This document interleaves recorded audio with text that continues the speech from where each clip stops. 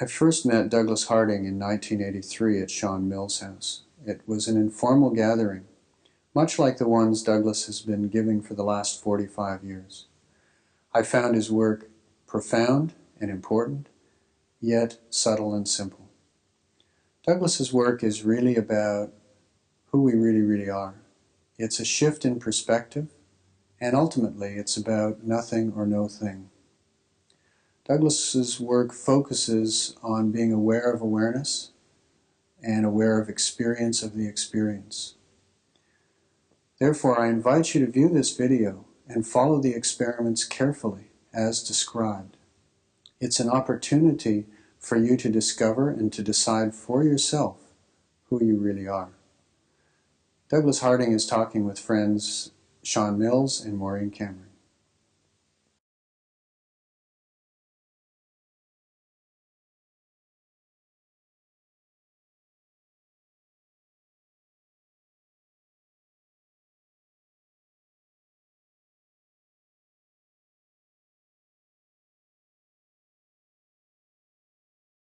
Well, as I see it, this presentation will come in about 4 parts, 3 or 4 parts. And the first part is this spiel of mine, this introduction about the subject, the topic in general. And that might that'll last a little while. What am I up to? That is the question I'm addressing now. What are we up to on this occasion? And the second part, which is what we call the nitty-gritty of the occasion, the essential ingredients of the pudding, if you like, the essential ingredient of this pudding we're offering you is the experiments, the tests. And they're far more important than this introduction, but they're what it's all about. And the thing is about these experiments that my 2 friends here and I are going to do them, and we would ask you who are viewing this film, we'd ask you simultaneously if you'll be so kind as to do them yourself. Then you will get the point of this presentation. And we really have to do the experiments to get the point. Otherwise, you're just looking at other people amusing themselves, you see, doing funny things. So it's the experiments are first of all to do, and they will bring out the meaning of the whole exercise. So the experiments number 2 are the nitty-gritty, the substance of what we're on about. And the third thing will be here, we shall be discussing the difficulties, any questions that occur to my friends Maureen here and to Sean. They will be putting questions, and we shall be talking about primarily, I suppose, about the experiments that we've been doing.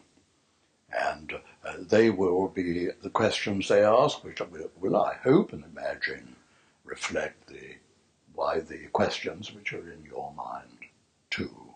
Let's hope it works out like that. And as I see it, the 4th ingredient of this pudding, the 4th ingredient is what's the use of this? What's the practicality of it? What's it all in aid of? How do we live this that we have enjoyed, hopefully enjoyed? How do we put it into practice? Is it any good for living? So I suggest that this is would you agree, Sean and Maureen, that this is the outline of our program? We'll see how it goes, because it's pretty loose and it's not all prescripted. It's essentially spontaneous, but it must have some kind of plan, and that is the plan as I see it. Is there any way I should approach these experiments, Douglas? Well, yes, a very, very good question, Sean, to approach it with an open mind. That's it. Starting all over again. It's not the easy thing to do, is it? But to drop our preconceived ideas, have a go at starting afresh. And the way I like to put it is, if you could kindly, I know it's asking a lot, suffer from a severe condition of amnesia. Look, just imagine you happened into this occasion, into this world at this time, from some far off constellation, and you don't know who you are, you see, and so you're looking to see what you find yourself to be. Here on Earth you've arrived, and say, what the blazes am I? You're looking to see as though you never had a look before. And I think then, Sean, that you will find, we shall all find, and I shall find, because there's always some surprises. And we are not what we had been advertised to be, and not what we were told we were. And that perhaps our problems stem from being in a kind of coma about who we really are. And we're what it's like sitting in our chair, wearing our pants, being ourselves, what we're looking out on. We're in a coma about it, and we do not have a look at that. And that's the center of our world. And if we're wrong about what is the center of our universe, why, I say, it would not be surprising if the periphery gets a bit snared up. But Douglas, do I need to do anything about coming, say, out of this coma that you're speaking about? Yes, I think what you simply have to do is pay attention. And above all, do the experiments with sincerity and have fun doing the experiments. And when we do the experiments, light pointing or whatever it is, if our viewers will do along with us, play along with us, doing the experiments, and do them with an open mind, and be prepared for seeing things quite considerably differently from the way we have been told to see them. Told to see them. You see, I don't think we see what we see what we are told to see, or what it pays to see, or what is correct to see. It's all my preconceptions in a way. And it's the most difficult thing in the world is to see what we see. We do not see what we see. We see what we're told to see. Right. And so may I introduce this? Well, we've already started this spiel together. I had in mind to mention two texts, if you like, which could set us off on our research here. And the first one is from Thomas Traherne, who was a marvelous English mystic of the 17th century, wrote a book called Centuries of Meditations, a wonderful poet and mystic, and a superb prose writer. And he said this. He was the Church of England parson, so he said it like this. He said, there are two worlds. One was made by God, and the other was made by man. And what we have to do in this life is to leave the one for the other. We leave the man's world for God's world. And what is God's world? I should say that God's world is the given world, the world is actually presented to our senses, not what we think up, dream up, cogitate, are told to believe in, but what is actually delivered to our senses, what we see, hear, smell, taste. And Traherne says that world is full of blessing, And it's not just different from man's world, after man has mucked about with the world and interpreted. It's not so different, it's the exact opposite. So the text is, there are two worlds. One is made by God, is a given world, full of blessing. The other world is the world that man, it's really a system of convenient fictions. And sometimes those fictions are extremely inconvenient, so inconvenient they lead us to hell. Hell. And I think that we go to hell if we live in man's world, in total negligence of the given world, the presented world, which is indeed God's world. So my first text is Traherne, and my second text comes from a Buddhist source, namely a Chinese sage called Huang Po, or Huang Bo, some people would say. He lived, I think, in the 9th century AD in southern China, a great Zen master, or Chan master to be more correct.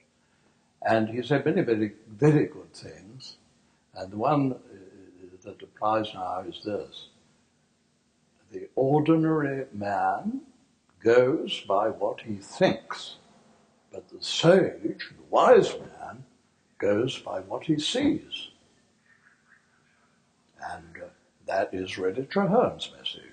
Because the world as presented to me is God's world, and it is interpreted by man, and so interpreted, so misinterpreted, so worked on, so mucked about with, that it becomes a world, not a blessing, which it should have been and was initially, becomes a world of suffering, delusion, misery, and every kind of hell. So that's our program, to investigate the two worlds and move, if we may, from one world into the other. And I say the essential thing is, don't believe a thing Douglas says. I mean that. And don't even believe a thing that Sean says or Maureen here. I think it's up to each one of us, up to you to test what we say. Don't believe it, test it. Because in man's world, the second of these two worlds, we are intimidated. We don't see what we see. We don't hear what we hear. We hear and see what it is proper to hear and see, what we are told to hear and see. So the essential thing is not to be further intimidated by old Douglas sitting here telling you what's what, but to be your own authority and have a look for yourself. And we are saying, don't believe us, test it, test it, test it. Is it true for you? I gather from what you're saying, Douglas, that we should test it with our senses rather than our thinking. Yes. The way Huang Po said. Test it by looking, by sense experience. By sense experience. Not by cogitating about it. Right.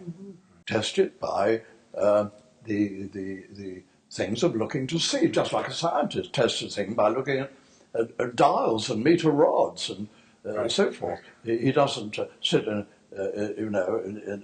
like this, like a Rodin's thinker, and cogitate. See what the facts are. He actually looks at the facts. Right. So we're concerned, in this program, we are concerned with something that's embarrassingly simple and obvious. It's foundation stuff. And you see, a very interesting thing, may I mention this, that until I've been on this trip in North America for the last 6-7 weeks, and I came in my usual state of mock humility, or rather self-effacing, I would like to say. There are many, many, many ways back to who we really, really, really are, and I've got only one of them. And it's only one way, it's a way, it's not the way. Here's a modest old Douglas talking like that. Well, I think fair enough, and that is true in a way. True in a way. But I have really to go back on that and say this that we're on about here now is not optional. It's a matter of truth or falsity. It's not a way.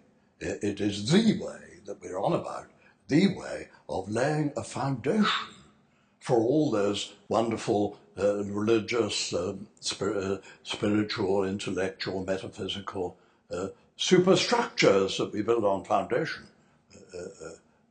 work. And what we're on about here is laying good foundations. And it's not optional whether you shall have a good foundation or not, or any foundation, or it's essential. Whatever structure is reared, you need this foundation stuff. So I don't say that this is a way and we can either opt in or out of it. I say this is essential. And I give just one example, if I may, which is before me now. I have Sean, my dear old friend, or dear young friend, well, you know what I mean. I have him here, you see. And why? For the viewer here, and indeed for Maureen, I think, that Sean and I are confronting one another, aren't we, Sean? For them, for the viewer, and for Maureen. Here's Douglas, and here's Sean. And concepts like that, see? Like that. Confronting one another. Meatball to meatball. Comparatively fresh meatball to comparatively stale meatball, with a symmetrical setup with an axis here. And what's that side is roughly what's this side. And that is their story. And so in all languages, you see, the story is face to face. I mean, when I meet Sean, we're face to face. Language says so. In French, German, you name the language, they all say that this is a face-to-face symmetrical situation like that. Douglas's face and Sean's face. And Sean, I think we may have a different story. Do we not have a different story? Yes, I think we do, Douglas. Well, I can just tell you now that I'm Seaned. I just have Sean's face now. Absolutely, I know how the light. Sean, there's a reflection on your top knot. It's rather decorative, you see. It's a kind of slightly mirror effect up there, which I think the viewer may be also enjoying. You know, and I can see how the shadows fall. And are you seized of all that? Do you have that? No, you don't have it. No. You can't find that? No, of course you can't. Of course you can't. I can't. But I can tell you all about it. I can spend a month of Sundays describing this rugged, this charming terrain here, Sean terrain. I can describe it because I have it. I have Sean's face now. And the only face I have, if I leave out Maureen, who is a little bit on one side, my face at this moment is Sean's face. And I am, well, you know, I just stop here. I stop here, and I've nothing above here, Sean, to keep you out with. And I'm open and busted, wide open here for you. Not because I'm a nice old Douglas, not because I'm loving or special. I'm just telling it like it is. And in God's world, I suggest that, or at least I have never been face to face with anyone. Never. It's always been face to space. And I'm built open here, not because I'm a nice chap, but because that's the way it is.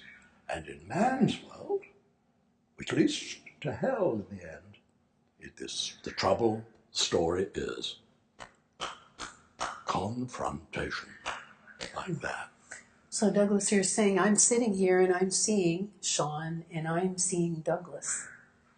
So clearly you're talking about an experience from your side that's very different than me over here, seeing the two faces, because I could say to you, what are you speaking of? Because you're saying that you have Sean's face, but clearly I can see Douglas's face from over here. From your point of view, the situation is symmetrical. Now, I've told Sean that I have his face. I think he's going to tell me that he's the one that has the white beard now. Yes, indeed. Yes. I have a big white beard. And Sean is kind of wearing the white beard now. Yes. And you know how white it is, how tangled it is, how hairy. All the details of it. You're the one that's in receipt of that. That's bad right. luck. That's right. Bad luck. It puts about 50 years on it. But it's bad luck, but still, there it is. No, and Sean, we are trading faces, are we not? Yes. And I think from the viewer, I thought we don't have Sean here. But if I just attend now to our viewer here, I mean, what does the viewer experience. I mean, are we, you and I, are we face to face? Or is it on present evidence, without thinking about it, face to space? Face here, space there. Have you anything where you are to keep Douglas out with? Have you a speck to keep him out with? Now, I say, in God's world, in the real world, we are built to give love a chance. And I don't say that immediately, seeing that I'm trading faces with Sean, I'm desperately, overflowing with love for Sean. I don't say I'm not, but it's not necessarily the case. But I have set it up truthfully, set up a situation of truthfulness in which love has a chance. So I say immediately we can see one of the major differences between God's world, in which you never confronted anyone, in which love is really, given room to flourish. It's set up for love. It's a world in which love is basic, really, and it is based on what I call non-confrontation, on asymmetry, like that. So we are trading faces. And what's more, if I may go on about that, you see, this is something so profound that in a real sense, we give our lives, in God's world, the real world, we give our lives to one another. We really do. Because when I come home and look at what's here, there's nothing left here. It's all gone. And Douglas is, nothing is more summary than decapitation, losing your head. And Douglas chopped. Gone for the chop here. It's all gone. I have given way totally down to the last particle and quark. I have disappeared in favour of my dear friend Sean. I've given my life up as Douglas, and I'm resurrected now as my dear friend Sean, and now as my dear friend Maureen. And what a beautiful setup this is, isn't it? In God's world, we are built for loving. And I don't say that immediately we all break out falling in love with one another in a very kind of passionate way. But what I mean is that we are giving love every opportunity to flourish. It really is being busted wide open. Busted? Yeah. We are busted wide open. And we disappear in each other's favour in God's world. But in man's world, because what happens in man's world is we are told we're face to face. I'm told we're face to face. When I meet Sean, Douglas and Sean are face to face like that. So what I do is hallucinate to order. I hallucinate a thing here for keeping him out with. Now that's mad. That's crazy. And I must say, so man's world is a kind of organized craziness. It's our organized madness. It is madness. And madness leads to hell, every kind of misery. And it makes love it makes enormous obstructions in the way of love. So I say the truth is the exact opposite in man's world from what it is in God's world. I've just taken an instance, but in our experiments and what we've been going on about, we take many other instances, or some other instances, of the difference between the two worlds. And of course the joke is we're all living in God's world. We don't really move from man's world to God's world. We're all living from a truth, aren't we? I mean, we're all living from this. We just deny it. We're in a coma. We need to see the facts about it, right? We need to see the fact. Yes, that's right. Mm-hmm. Everyone, I mean, the viewer, Sean, Maureen, Douglas, everyone is doing it right. Mm-hmm. The only thing is we've gone into a coma. Mm-hmm. Or a story. It's like we believe the story. Right. We've thought on something else. Yes, with a great big con. And what is the con, Maureen? What is the con but this? I am what I look like. Mm-hmm. Now, I am here what I look like over there, 4 feet away, 4 feet away from you. I mean, that's a big con. I'm not what I look like. Here, I'm not what I look like to you.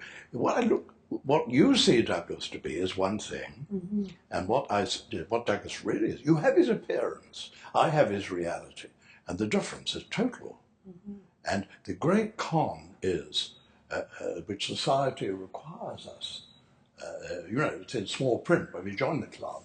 There it is. One of the rules of the club is I pretend I am here, what I look like to you over there. And in fact, I'm the exact opposite. Yeah. Now, that's crazy. But we have such an investment in that. Like I find it, it's hard to give it up in a sense because I want to insist, but I do have a head. I am this. Yes. And that's the first response. Is like It's hard to let this go in a sense. This story. Of course, on this, Maureen says, talks about on having a head or no head. Of course, a bit of a misunderstanding for which I'm afraid I'm slightly responsible by writing a book called On Having No Head. If I'd been really prepared to have a longer and more truthful title, less misleading, I would have said On Having Millions and Millions of Heads. Because I have millions and millions of heads. The only thing is I don't have one head.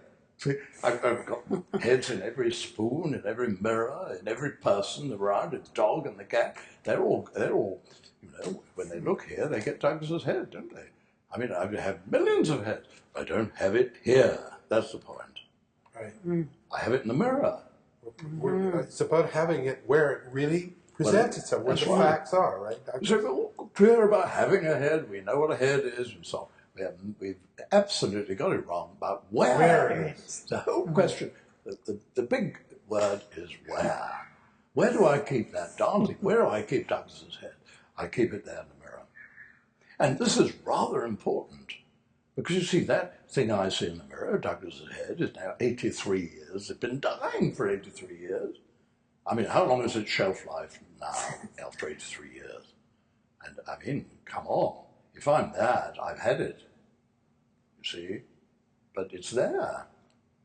Now, we can't do this exactly in the studio now, but it's up to all of us, our viewer and all of us, when we look in the mirror, to see where we keep our head, and then if we bring it on, you see, like this, say, well, it's got to be here, it really is here. It's not there.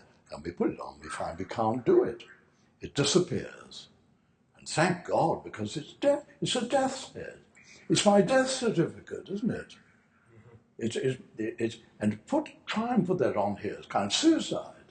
But thank God, death is death. At a distance. At a distance. And when I put this nearer and nearer and nearer, why, I just can't put it on. I just can't put it on. And so St. Paul, dear old Paul, put a question. He said, O death, where is thy sting? O grave, where is thy victory? Now we can answer, dear Paul, but we would say, well, the sting of death is about half an inch away, which is quite far enough, so it doesn't sting me. So that's our kind of our program. But we shall be addressing not only the different ways of seeing the difference between these two worlds and enjoying the difference and moving from one to the other, but we shall be talking about how we keep it up and how practical this is. And in my view, it is entirely and totally practical. And how I could survive, let alone function, without this vision of who I really am here. Busted, as you say, Maureen, busted, wide open. So I'm space for the world to happen. And how I can manage it like that, I don't know. Does this make sense? I mean, this is so... all it's about is being natural. It's not about being funny old person, about doing anything very special. It's just really being what shall I say, open to what's obvious. Respecting the facts. Respecting the facts. Humility before the evidence. What is the basis of science? I mean, science is very impressive. What's the reason for the success of science? It's humble before the evidence, and it's always going back to what is seen. I mean, when medieval science built science, philosophy, and so on, enormous, wonderful structures without looking to see. And of course, they looked it up. They looked it up in Aristotle or the Bible. And they never looked to see. And then Galileo came along and started dropping stones from the Leaning Tower of Pisa. And the people all reasoned that the big stone had to reach the ground before the little stone. So our purpose in doing these experiments is to Well, just our see. experiments are the Just same see. spirit. Right. Humility. Look, this is a scientific investigation. But you see, subject is not the the subject of the investigation is not the subject. It's not the object. Is indeed the subject. So we're applying the same standards of reference to the given and the physical that science and common sense indeed apply there. We're applying it in this direction to who we are and what we're looking out of.